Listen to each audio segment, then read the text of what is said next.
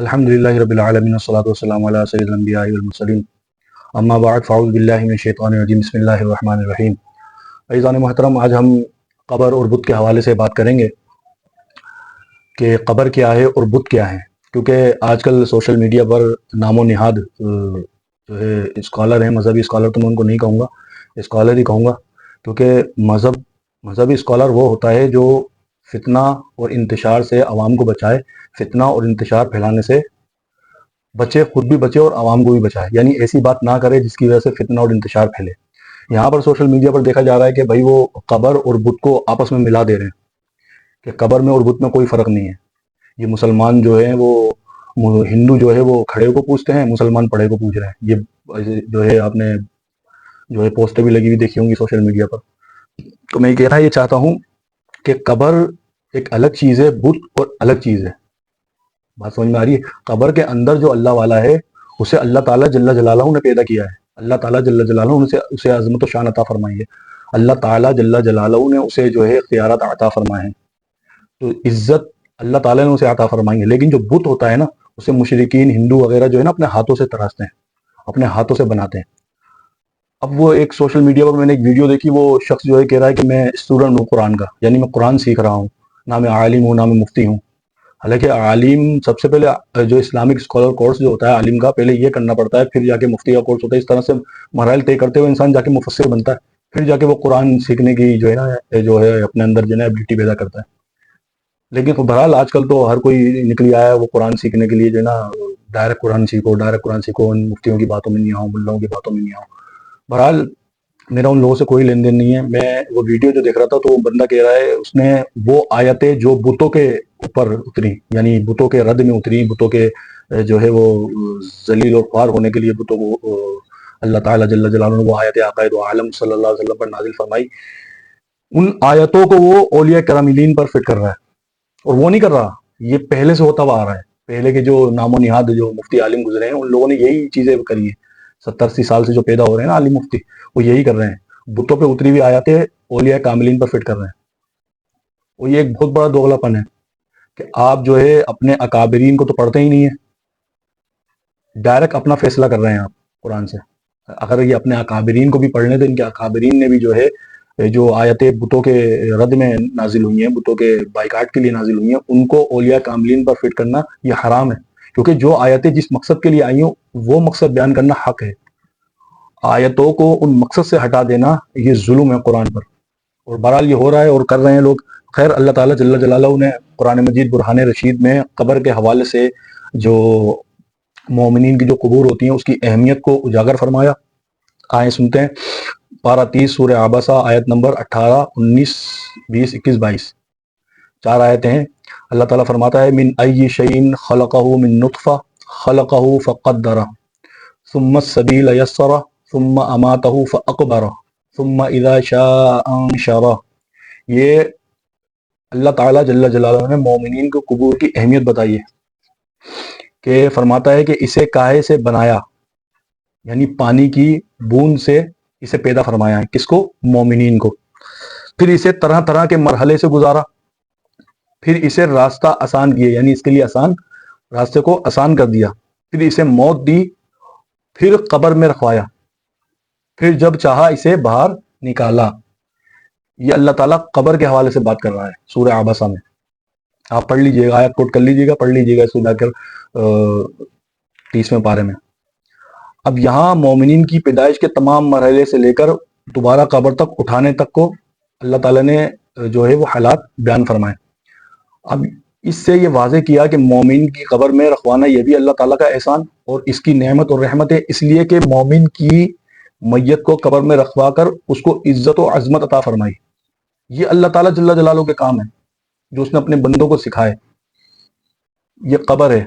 اب جہاں تک بت کی بات ہے تو آپ یاد رکھیے گا کہ مزارات پر حاضری دینے والے اہل حق جو ہیں، جو مسلمان مزارات پر حاضری دیتے ہیں، وہ اللہ تعالیٰ جل جلالہ کو ہی اپنا حقیقی معبود سمجھتے ہیں، اولیاء کاملین کو نہیں سمجھتے۔ اولیاء کاملین کو تو اللہ تعالیٰ کا محبوب سمجھتے ہیں، اللہ تعالیٰ کا مقرب بندہ سمجھتے ہیں، اللہ تعالیٰ کا محبوب بندہ سمجھ کے جاتے ہیں، معبود سمجھ کے نہیں جاتے۔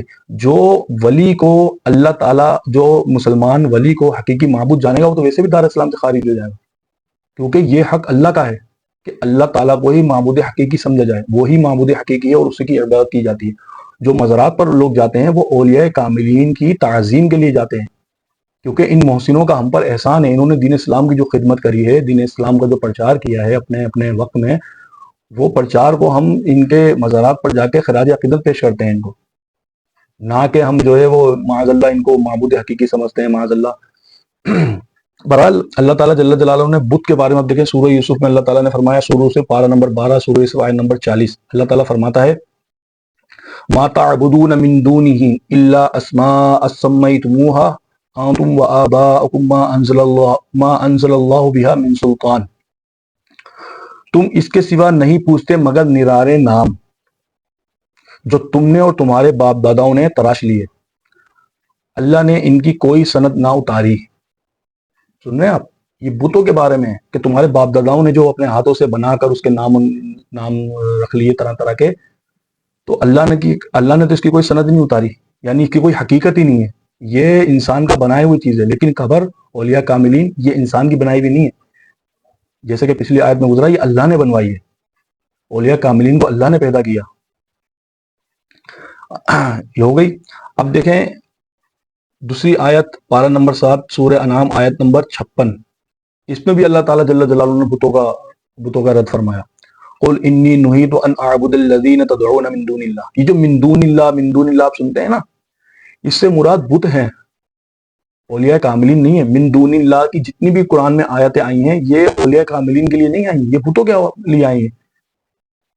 اللہ تعالیٰ فرماتا ہے قل انی نہیت ان اعبد الذین تدعون من دون اللہ، تم فرماؤ مجھے منع کیا گیا ہے کہ انہیں پوجوں جن کو تم اللہ کے سوا پوجتے ہو۔ دیکھا، پوجنے کا ذکر ہے یہاں پر، تعظیم الگ چیز ہے، پوجنا الگ چیز ہے۔ پوجنا اللہ کا حق ہے، تعظیم صاحب تعظیم کا حق ہوتا ہے، کوئی بھی ہو، سرکار دو عالم صلی اللہ علیہ وسلم کی ذات مبارکہ ہو، انبیاء کرام ہو، اولیاء کاملین ہو، صحابہ کرام ہو، تعظیم تو کسی کی بھی کی جا سکتی ہے، لیکن جہاں پوجنے کی بات آئے گی وہاں حقیقی معبود اللہ تعالیٰ جل جلالہ کی آئے گی۔ یہ تیسری آیت ہو گئی۔ اب چوتھی آیت میں دیکھیں اللہ تعالیٰ جل جلالہ نے مشرکین جو اللہ تعالیٰ کے ساتھ بتوں کو برابر کا شریک کرتے ہیں ان کے بارے میں کیا فرمایا، وَجَعَلُوا لِلَّهِ مِمَّا ذَرَأَ مِنَ الْحَرْثِ وَالْأَنْعَامِ نَصِيبًا فَقَالُوا هَذَا لِلَّهِ بِزَعْمِهِمْ وَهَذَا لِشُرَكَائِنَا فَمَا كَانَ لِشُرَكَائِهِمْ فَلَا يَصِلُ إِلَى اللَّهِ وَمَا كَانَ لِلَّهِ فَهُوَ يَصِلُ إِلَى شُرَكَائِهِمْ سَاءَ مَا يَحْكُمُونَ۔ پارہ 14، سورہ انعام، آیت نمبر 136، 136۔ اور اللہ نے جو کھیتی اور مویشی پیدا کیے ان میں اسے ایک حصہ دار ٹھہرایا، تو بولے یہ اللہ کا ہے ان کے خیال میں اور یہ ہمارے شریکوں کا۔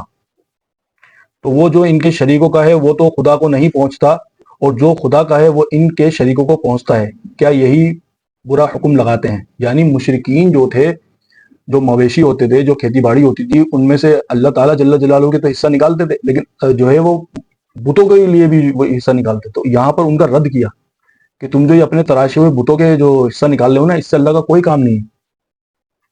بات سمجھ میں آ رہی ہے؟ اولیاء کاملین کو جاہل سے جاہل آدمی بھی اللہ تعالیٰ کا شریک نہیں ٹھہرائے گا، کیونکہ وہ اللہ تعالیٰ کا شریک ہو ہی نہیں سکتا، وہ تو اللہ تعالیٰ کا پیدا کردہ بندہ ہے، اللہ نے اسے پیدا کیا ہے، اس کے ماں باپ ہیں، اس کے بہن بھائی ہیں، اس کا خاندان ہے، اس کا نسب ہے، سب کچھ ہے۔ تو جو بتوں کے حوالے سے جو غلط فہمیاں جو پالی ہوئی آج کل کے ہمارے نام و نہاد اسکالروں نے، اسے دور کریں اور بھائی صحیح دین لوگوں کو سکھائیں۔ قبر میں اور بت میں زمین و آسمان سے زیادہ کا فرق ہے۔ اب آئیں یہاں پر دوسرا فرق میں آپ کو بتاؤں، اللہ تعالیٰ جل جلالہ نے بتوں کی بے اختیاری اور ان کی جو ہے وہ جو بے اختیار بت ہوتے ہیں، یعنی کچھ کر نہیں سکتے، ان کو زوردار تھپڑ رسید کیا اللہ نے قرآن میں، یعنی یہ کچھ بھی نہیں کر سکتے، یہ تو اپنے اوپر سے ایک مکھی بھی نہیں اڑا سکتے۔ کون؟ بت، اولیاء نہیں، بت۔ اللہ تعالیٰ فرماتا ہے والذین یدعون من دون اللہ لا یخلقون شیئا وهم یخلقون اموات غیر احیاء وما یشعرون ایان یبعثون۔ پارہ 14، سورہ نحل، آیت نمبر 20 اور 21۔ اور اللہ کے سوا جن کو پوجتے ہیں وہ کچھ بھی نہیں بناتے اور وہ خود بنائے ہوئے ہیں، مردے ہیں، زندہ نہیں، اور انہیں خبر نہیں کہ لوگ کب اٹھائے جائیں گے۔ دیکھ رہے ہیں آپ، یعنی واضح کر دیا اللہ نے کہ جن کو تم پوج رہے ہو نا، انہیں تو اپنی خبر نہیں ہے، انہیں تو یہی نہیں پتا کہ یہ کب جو ہے نا، یہ تو مردے ہیں اور یہ لوگ کب اٹھائے جائیں گے، انہیں پتہ ہی نہیں۔ یہ اپنے جسم کے اوپر سے ایک مکھی بھی نہیں بنا سکتے اور یہ کچھ بھی نہیں بنا سکتے. لیکن یہ بات ہو رہی ہے بت کے بارے میں. سورہ نحل آیت نمبر 20-21 آپ اسے پڑھ لیجیے گا قرآن مجید برہان رشید میں. یہ بت کے بارے میں بات ہو رہی ہے, اولیاء کے بارے میں بات نہیں ہو رہی. لیکن جہاں اولیاء کی بات آئی ہے وہاں اولیاء کے اختیارات اللہ تعالیٰ نے دکھائے ہیں, یہ بھی قرآن میں ہے.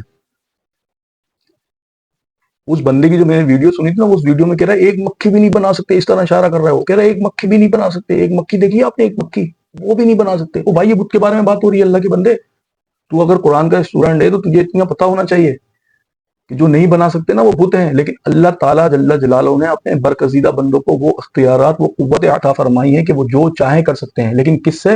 اللہ کی عطا سے. اللہ کے بنا تو وہ ایک تنکا بھی کسی کو نہیں دے سکتے, لیکن وہ جو کچھ بھی کر سکتے ہیں وہ اللہ کی عطا سے کر سکتے ہیں. اور اس کا بیان بھی قرآن مجید برہان رشید میں ہوا ہے. پارہ 3 سورہ آل عمران آیت نمبر 49. اللہ تعالیٰ فرماتا ہے وَرَسُولًا إِلَىٰ بَنِي إِسْرَائِيلَ أَنِّي قَدْ جِئْتُكُم بِآيَةٍ مِّن رَّبِّكُمْ أَنِّي أَخْلُقُ لَكُم مِّنَ الطِّينِ كَهَيْئَةِ الطَّيْرِ فَأَنفُخُ فِيهِ فَيَكُونُ طَيْرًا بِإِذْنِ اللَّهِ وَأُبْرِئُ الْأَكْمَهَ وَالْأَبْرَصَ وَأُحْيِي الْمَوْتَىٰ بِإِذْنِ اللَّهِ وَأُنَبِّئُكُم بِمَا تَأْكُلُونَ وَمَا تَدَّخِرُونَ فِي بُيُوتِكُمْ إِنَّ فِي ذَٰلِكَ لَآيَةً لَّكُمْ إِن كُنتُم مُّؤْمِنِينَ. پارہ 3 سورہ آل عمران آیت نمبر 49. اب دیکھیں اللہ تعالیٰ نے اپنے برگزیدہ بندوں کے اختیارات یہاں پر بیان کیے. کیا کر سکتے ہیں اللہ تعالیٰ کے برگزیدہ بندے؟ اور رسول ہوگا بنی اسرائیل کی طرف یہ فرماتا ہوا, یعنی بنی اسرائیل کی طرف جو رسول بھیجا وہ یہ فرماتا ہوا میں تمہارے پاس ایک نشانی لایا ہوں. کیسی نشانی؟ تمہارے رب کی طرف سے کہ میں تمہارے لیے مٹی سے پرندے کی مورت بناتا ہوں. صرف مورت نہیں بناتا بلکہ فرمایا پھر اس میں پھونک مارتا ہوں تو وہ فوراً پرندہ ہو جاتا ہے. مکھی بھی نہیں بنا سکتا, یہاں پورا پرندہ بنا دیا بھائی. یہ حضرت عیسیٰ علیہ السلام کے بارے میں بات ہو رہی ہے. کیونکہ آپ کا جو کوٹ کردہ آیتیں ہیں جو آپ اولیاء کاملین پر فٹ کر رہے ہیں, اس حوالے سے جو آپ یوں کر کے اشارہ کر رہے ہیں کہ ایک مکھی بھی پیدا نہیں کر سکتا, ایک مکھی بھی پیدا نہیں کر سکتا, یہاں پورا پرندہ اس نے پیدا کر لیا. کس نے؟ حضرت عیسیٰ علیہ السلام نے. اور صرف پیدا ہی نہیں کیا بلکہ اللہ کی دی ہوئی اختیارات سے اس میں روح بھی پھونک دی. اچھا اور سنیں آگے, فرمایا وہ فوراً پرندہ ہو جاتی ہے اللہ کے حکم سے. اور میں شفا دیتا ہوں مادر ذات اندھے, یعنی جو ماں کے پیٹ سے اندھے ہوتے ہیں میں انہیں شفا دے دیتا ہوں. یہ اللہ کی بات نہیں ہو رہی ہے, یہ اللہ کے برگزیدہ بندے کی بات ہو رہی ہے. میرے پیارے بھائی, اس اسٹوڈنٹ ہو آپ قرآن کے, آپ کو اتنی تمیز تو ہونی چاہیے کون سی آیت کا شان نزول کیا ہے, کون سی آیت کب نازل ہوئی ہے. آپ اسٹوڈنٹ بن گئے تو ڈائریکٹ آپ قرآن سیکھیں گے نا تو ایسے ہی کلاٹیاں ماریں گے آپ کہ کہاں اتری ہوئی آیت ہے کہاں کا فٹ کریں گے. آیت کے احکامات کا بیڑا غرق ہو جائے گا سارا اگر آپ جیسے اسٹوڈنٹ اگر قرآن کو بیان کرنے لگے. فرمایا میں شفا دیتا ہوں کن کو؟ جو مادرزاد اندھے ہوتے ہیں, اور سفید داغ والے کو یعنی جو کوڑ کے مرض ہوتے ہیں انہیں ٹھیک کر دیتا ہوں. اور میں مردے زندہ کرتا ہوں. آپ کہہ رہے ہیں کچھ نہیں کر سکتا, کچھ نہیں کر سکتا, بے اختیار معاذ اللہ. قرآن کا انکار کر رہے ہو بھائی, یہ تو اللہ تعالیٰ اپنے برگزیدہ بندے کے بارے میں کہہ رہا ہے. اور اللہ تعالیٰ جل جلالہ یہ مت سمجھیے گا یہ حضرت عیسیٰ علیہ السلام کے بارے میں کہا ہے, بقایا کسی نبی کے بارے میں ایسا کچھ نہیں. جو اتھارٹیز حضرت عیسیٰ علیہ السلام کو دی گئی ہے نا, اس سے بدرجہ اولا سرکار دو عالم صلی اللہ علیہ وسلم کو دی گئی ہے. اور میرے آقا دو جہاں صلی اللہ علیہ وسلم کی یہ حدیث, اس کا حوالہ انشاءاللہ العزیز میں آپ کو دوں گا, کہ آقا نے فرمایا میری امت میں کچھ ایسے پیدا ہوں گے لوگ جو انبیاء تو نہیں ہوں گے لیکن انبیاء جیسی ان میں خصلتیں ہوں گی, انبیاء جیسی عادتیں ہوں گی. یہ جو حضرت عیسیٰ علیہ السلام کے بارے میں بیان ہو رہا ہے بات سمجھ, یعنی اللہ تعالیٰ جل جلالہ نے کم و بیش 1,24,000 انبیاء کو جو اختیارات عطا فرمائے, جو معجزات عطا فرمائے, جو طاقت و قوت و عطا فرمائی, وہ میرے اولیاء میں بھی ہوں گی. اور یہ کون فرما رہا ہے؟ آقا دو جہاں صلی اللہ علیہ وسلم کی ذات مبارک. ہو گیا. اور صرف یہی نہیں ہے, اب غیب کا بھی علم دیکھیں. علم کے بارے میں فرمایا اور میں مردوں کو زندہ کرتا ہوں. کس کے حکم سے؟ اللہ کے حکم سے. اور تمہیں بتاتا ہوں جو تم کھاتے ہو اور جو اپنے گھروں میں جمع کرتے ہو. یہ اللہ تعالیٰ جل جلالہ نے حضرت عیسیٰ علیہ السلام کے بارے میں فرمایا. میرے خیال میں یہاں پر کلیئرفیکیشن ہو گئی ہوگی کہ اللہ تعالیٰ جل جلالہ کے برگزیدہ بندے انبیاء کرام اور اولیاء اعظام, اور کہاں بت وہ پڑا ہوا جو اپنے اوپر سے ایک مکھی بھی نہیں اڑا سکتا, مکھی بھی پیدا نہیں کر, جو آپ اشارہ کر رہے تھے نا مکھی بھی پیدا نہیں کر سکتا, مکھی بھی پیدا نہیں کر سکتا. یہ بھائی بت کے بارے میں بات ہو رہی ہے، کیونکہ وہ پتھر کا پتلا ہوتا ہے، وہ اپنے پیدا تو دور کی بات، وہ اپنے اوپر سے ہی مکھی نہیں اڑا سکتا. لیکن اولیاء کاملین کی بات نہیں ہو رہی ہے. اتنا ظلم نہ کرو قرآن کے حوالے سے، قیامت کے دن جواب دینا مشکل ہو جائے. یاد رکھیے گا، یہ جو آپ کوٹ کرتے ہیں نا آیت قرآن سے، اور قرآن کو بیان کرتے ہیں آپ لوگوں میں، اس کا جواب بھی دینا ہے قیامت کے دن، کہ میرے احکامات، جو میرے احکامات تھے ان کو صحیح طرح سے لوگوں تک کیوں نہ پہنچایا، اگر تم پہنچانے کے لیے لائق ہو گئے تھے، جو آپ نے ابھی کہا کہ میں اسٹوڈنٹ ہوں قرآن کا. بہرحال اللہ تعالیٰ نے بتوں کو مردہ کہا، لیکن جو ایمان والے ہیں انہیں اللہ تعالیٰ زندہ کہہ رہا ہے. جو مردہ کہا نا کہ یہ مردے ہیں، یہ سن نہیں سکتے، جان نہیں سکتے، انہیں کچھ نہیں پتا، یہ بتوں کے بارے میں بات ہو رہی ہے. جہاں تک مومنین کی بات ہے تو آئے قرآن مجید برہان رشید کا پارہ نمبر 4 سورہ آل عمران آیت نمبر 169 169. وَلَا تَحْسَبَنَّ الَّذِينَ قُتِلُوا فِي سَبِيلِ اللَّهِ أَمْوَاتًا بَلْ أَحْيَاءٌ عِندَ رَبِّهِمْ يُرْزَقُونَ. اور جو اللہ کی راہ میں مارے جاتے ہیں، قتل ہو جاتے ہیں، انہیں مردہ خیال نہ کرنا.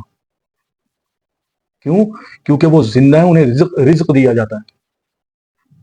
یعنی وہ صرف نام سے زندہ نہیں ہے، بلکہ وہ ایسے زندہ ہیں کہ انہیں باقاعدہ رزق دیا جاتا ہے، وہ اس رزق کو کھاتے ہیں. یہ قرآن بیان کر رہا ہوں میں، یہ کسی صوفی کا کلام نہیں ہے جو آپ کہہ دیں گے شاید یار مستی کے عالم میں کہہ دیں گے. یہ قرآن ہے. کہاں مومنین کی بات جب آئی تو بیان کیا ہے، جب بتوں کی بات آئی ہے تو بیان کیا ہے. بہرحال اب جہاں جو ہے وہ مومنین کی بات آئی تو انہیں کیا کہا؟ زندہ ہیں. وہ کیسے زندہ ہیں؟ کہ انہیں رزق دیا جاتا ہے. اور جہاں بت کی باری آئی تو کیا فرمایا؟ کہ وہ مردہ ہیں، سن نہیں سکتے، کچھ بھی نہیں کر سکتے، اپنے اوپر سے ایک مکھی بھی نہیں اڑا سکتے، چھوٹی سی ایک چیز بھی بنا نہیں سکتے، جیسا کہ آپ نے اشارہ کیا. لیکن آپ اولیاء کی طرف اشارہ کر رہے ہیں، یہ بتوں کی طرف آپ اشارہ کریں تو قرآن کا حق ادا ہوگا. اب اللہ تعالیٰ فرماتا ہے، یہ دیکھیں، فرحین بما آتاہم اللہ من فضلہ ویستبشرون بالذین لم یلحقوا بہم من خلفہم الا خوف علیہم ولا هم یحزنون. یہ مومنین کے بارے میں ہے. پارہ 4 سورہ آل عمران آیت نمبر 170. پہلے 69 بیان ہوئی تھی، اب 170 بیان کر رہا ہوں. اللہ تعالیٰ فرماتا ہے، شاد ہے اس پر جو اللہ نے انہیں اپنے فضل سے دیا، اور وہ خوشیاں منا رہے ہیں اپنے پچھلوں کی جو ابھی ان سے نہ ملے. ان پر نہ کچھ اندیشہ ہے اور نہ کچھ غم ہے. یہ مومنین کی بات ہو رہی ہے میرے پیارے بھائی. جہاں بتوں کی بات آتی ہے نا، میری بات یاد رکھیے گا کہ اگر آپ واقعی قرآن کو سمجھنا چاہتے ہیں اور قرآن کو صحیح طرح سے آپ چاہتے ہیں، آپ کا دل کر رہا ہے کہ میں قرآن کو صحیح طرح سے سمجھوں، تو مفسرین کرام کی تفاسیر پڑھا کریں. آپ ترجمے سے کام نہیں چلے گا، کیونکہ قرآن میں کئی آیتیں ایسی ہیں جن کا ظاہری ترجمہ ہم تسلیم نہیں کر سکتے. اگر ہم تسلیم کر لیں گے تو ہم دار اسلام سے بھی خارج ہو سکتے ہیں. اس کی وجہ یہ ہے کہ اس ترجمے میں جو ہے وہ ظاہری ترجمہ ایسا ہوتا ہے کہ ہمارے سمجھ سے بالا تر ہوتا ہے. جیسے اللہ تعالیٰ جل جلالہ کے بارے میں قرآن میں آئے گی، ید اللہ فوق ایدیہم، ان کے ہاتھوں میں اللہ کا ہاتھ ہے. اب بتائیں، اللہ تو ہاتھ سے پاک ہے، اللہ تعالیٰ تو ہاتھ سے پاک ہے، وہ تو جسم و جسمانیت سے پاک ہے. لیکن قرآن میں اللہ تعالیٰ فرما رہا ہے ید اللہ فوق ایدیہم، کہ میرے ہاتھوں میں ان کا ہاتھ ہے. کہنے کا مقصد یہ ہے کہ کچھ آیتیں ایسی ہوتی ہیں جن کا ظاہری ترجمہ ہم نہیں تسلیم کر سکتے. اچھا، ان کا ترجمہ پڑھ کر جب ہم تفسیر پڑھیں گے نا تو ہمیں وہ چیز سمجھ میں آ جائے گی. تو ڈائریکٹ بھی اگر آپ قرآن سمجھنا چاہتے ہیں تو کم سے کم تفسیر کا تو سہارا لیں. اسکولیم اگر آپ پڑھیں گے تو آپ کے سمجھ میں آئے گا نا. جب آپ تفسیر کو ہی چھوڑ دیں گے تو پھر مجھے پتا آپ کو قرآن کیسے سمجھ میں آئے گا. صرف ترجمہ پڑھنے سے قرآن نہیں سمجھ سکتے، یہ بات میری یاد رکھیے گا. مفسرین اگر قرآن کو ڈائریکٹ سمجھنا ہوتا تو صحابہ کرام تو عربی دان تھے، ان سے بڑھ کر قرآن کو کون سمجھ سکتا تھا. لیکن انہوں نے بھی عقائد عالم صلی اللہ علیہ وسلم سے سمجھا، تابعین نے صحابہ کرام سے سمجھا، تبا تابعین نے تابعین سے سمجھا، تبا تابعین سے اولیاء کاملین نے سمجھا. تو کسی نے بھی کبھی بھی یہ دعویٰ نہیں کیا کہ میں نے ڈائریکٹ قرآن کو سمجھا ہے. نہیں، کسی کی بھی آپ ہسٹری اٹھا لیں، کسی کی بھی آپ تاریخ اٹھا لیں، سیرت اٹھا لیں، حیات اٹھا لیں، آپ کو نظر آئے گا اس کا کوئی نہ کوئی استاد ہوتا ہے علم دین سیکھنے میں، قرآن سیکھنے میں، حدیث سیکھنے میں، فقہ سیکھنے میں. بات سمجھ رہے ہیں میری؟ تو ڈائریکٹ والا سسٹم بہت خراب ہے. اللہ تعالیٰ قرآن مجید برہان رشید میں ارشاد فرماتا ہے کہ یضل بہ کثیر ویہدی بہ کثیر، کہ میں گمراہ بھی کر دیتا ہوں اور میں ہدایت بھی دیتا ہوں. کون کہہ رہا ہے؟ قرآن. کہ قرآن پڑھنے والا گمراہ بھی ہو جاتا ہے اور ہدایت بھی پا جاتا ہے. اب گمراہ کون لوگ ہوتے ہیں؟ جو ڈائریکٹ سمجھنے کی کوشش کرتے ہیں قرآن، اور ہدایت وہی پاتے ہیں جو قرآن پاک کو سمجھنے کے لیے کسی استاد، کسی ٹیچر، کسی عالم مفتی کا سہارا لیتے ہیں. اور اب تو یہ موجودہ دور 2025 چل رہا ہے، اس میں تو بڑی بڑی تفاسیر ہمارے سامنے آ چکی ہیں. جو ہے بڑے بڑے جو ہے ہمارے جو اچھے اور سمجھدار اور بہترین مذہبی اسکالر ہیں، جو واقعی میں مذہب کا حق ادا کر رہے ہیں، انہوں نے تو بہترین سے بہترین کتاب لکھ ڈالی ہے قرآن مجید قرآن مجید کو سمجھنے کے لیے، وہ پڑھیں۔ لیکن یہ ڈائریکٹ والا سسٹم جو ہے نا، اسی طرح جیسا ابھی آپ نے کہا جو اولیاء کاملین پر جو آیاتیں اتری ہی نہیں ہیں لیکن آپ نے اولیاء کاملین پر فٹ کر دی۔ مزارات پر جانا جائز، 4 ہاتھ دور کھڑے ہو کے فاتحہ کرنا بھی جائز، چومنا ناجائز، سجدہ کرنا حرام، تعظیمی سجدہ ہوتا ہے چونکہ وہ حقیقی سجدہ نہیں ہوتا۔ حقیقی سجدہ اللہ تعالیٰ جل جلالہ کی ذات کو کیا جاتا ہے، اگر کوئی تعظیماً ایسی سجدہ کر رہا ہے تو وہ حرام کا مرتکب ہے۔ تو مزارات پہ جانا منع نہیں ہے، لیکن مزارات پہ آج کل جو خرابیاں ہو رہی ہیں ان میں اولیاء کاملین کا کوئی قصور نہیں ہے۔ کعبۃ اللہ شریف میں بھی تو جیبیں کٹتی ہیں، چوریاں ہوتی ہیں، لیکن کیا اس میں اب اللہ تعالیٰ جل جلالہ کو قصور ٹھہراؤ گے؟ مدینہ منورہ اللہ صاحب الصلوۃ والسلام میں بھی کئی کام غلط ہو رہے ہوتے ہیں، لیکن مسئلہ یہ ہے کہ جو کام غلط کر رہا ہے اسے غلط کرو، جس جگہ ہو رہا ہے اس جگہ کو غلط نہ کہو۔ بات سمجھ رہے ہیں میری آپ؟ تو اللہ تعالیٰ جل جلالہ ہمیں سمجھنے کی توفیق عطا فرمائے۔ بہت سی آیاتیں ہیں اللہ تعالیٰ جل جلالہ نے بتوں کے بارے میں الگ آیتیں قرآن مجید میں ان کی رد میں نازل فرمائی اپنے محبوب صلی اللہ علیہ وسلم پر، اور اولیاء کاملین کے عظمت و شان کے لیے الگ آیتیں ہیں۔